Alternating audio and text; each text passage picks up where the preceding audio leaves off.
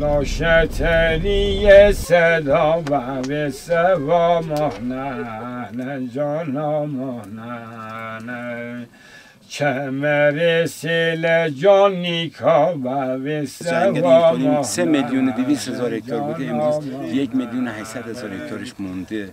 خب ما اگه دیر بجنبیم، ما اگه نتونیم این جنگل رو حفظ کنیم، ما نتونیم این طبیعت رو حفظ کنیم و مطمئنا نسل بعدی ما باید پاسخگو باشیم به اونها. در همه جای دنیا حفظ محیط زیست در اولویت مردم و دولت هاست. تو کشور ما در اولویت که نیست، خیلی جایگاهی هم اصلا نداره. بنابراین ما یک جنگل هیرکانی داریم و متعلق به همه شما هاست. کمک کنید که ما بتونیم اقلا همین سطحی که مونده حفظ کنیم. سازمان جهانی جنگل ها دغدغه جنگل هیرکانی رو داره.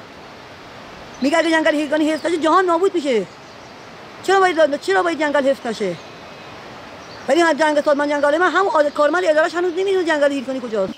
من همیشه سفر کردن رو خیلی دوست دارم، ولی اینکه مدل سفرم اینطوری باشه که فقط برم یه جا 2 روز بمونم و برگردم زیاد برام خوشایند نبود، گرچه اولش نمیدونستم چه کاری میتونم انجام بدم.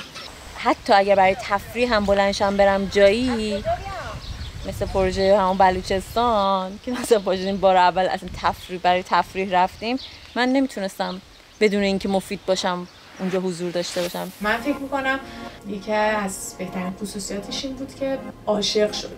یهو سر از بلوچستانه.